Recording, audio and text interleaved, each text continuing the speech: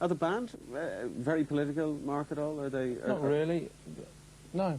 No. No, you went to Russia personal, recently. You know, the band headed off to Russia. So I mean, why go to Russia, by the way? Well, what we wanted, like we were saying earlier on about wanting to play any place where we possibly can play. What we were able to do was through people that we met in the Soviet Peace Foundation and a group of people called the Foundation for Social Invention. That was a group of writers and musicians who were in the exile within the Soviet Union until Mr. Gorbachev came into power. We were able to put on the first ever privately promoted shows in Moscow, which meant that instead of people having to be invited to come along to see the band, anyone who wanted to could go and buy a ticket and come along. And we were able to play in a stand-up venue so people could jump around and whatever. It's the first ever for them. It's very trendy for bands to head off to the USSR and play gigs there and use it as a bit of a publicity stunt. Did you get a knocking for perhaps trying to use it as that? Well, I think the problem is that people didn't actually realise that what we actually did out there was very much a first. The fact that it was done out with the government, you know, whereas in fact, every other person who's been there has went under the auspices of the government, and then people are invited along to go and see the band.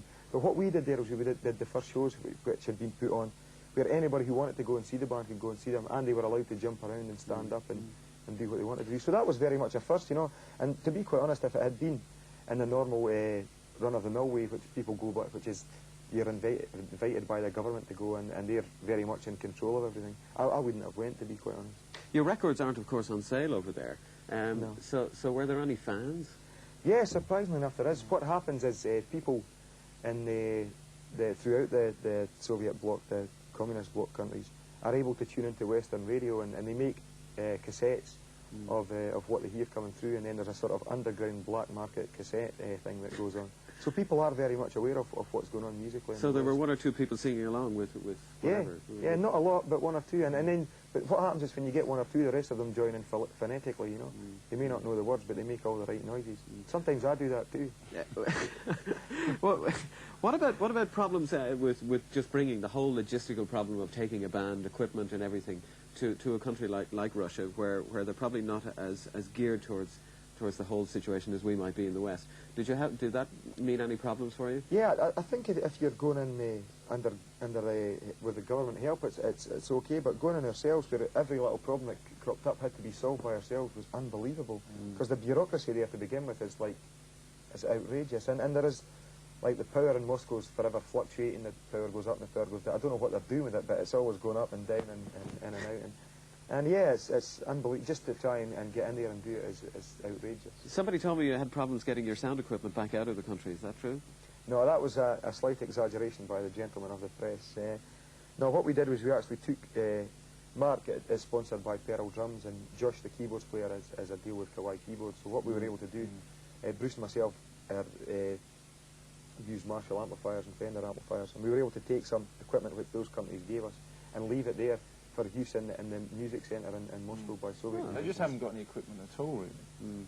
So did you leave basically a lot of instruments and I left the drum kit as what we I left could the muster drum kit, together. keyboards and some amplifiers. But it wasn't our That was gear that we donated were to us to playing. take by the companies And which does that helped us. mean that there is a very happy Russian somewhere playing rock and roll on a big country set of gear? Hopefully more than one, because we left it at a music centre which is used by lots of different musicians in Moscow. Great, that's excellent. Peter Wolf produced the new LP. I'm interested to know why you chose him to work with. He's worked with Starship and I think the Jay Giles band as well. No, this is a mistake. People have confused. There's two Peter Wolfs. Oh, right, okay. Right. The Peter Wolf that we work with is a classically trained pianist from Vienna who played for 10 albums with the Frank Zappa band. And he is the guy who worked with Starship as well. But he's just such a brilliant, off-the-wall genius musician that as soon as I met him, I immediately wanted to work with him. He's got a great attitude. He's a great enthusiast. He's very much like people that we've worked with in the past, like Steve Hollywhite and like Robin Miller, in as much as that he's a great fan of music. He's interested in all different types of music and really gets into people and atmosphere, and he's a real great person to work with. So Mark, am I the first person to make that mistake of actually thinking it was the Peter Wolf? We did a month of interviews in America, and everyone thought it was a Jay Giles Peter Wolf. Right. It was a constant correction. So how long ago were you in America? How many weeks ago, months ago? A month ago, wasn't it? 6 weeks ago. Yeah. Listening to the LP, it sounds very much geared towards the American market. Was that deliberate on your part? I don't think so. I mean, people have said this to us, and to be quite honest, it's actually the most live album we've ever done, you know.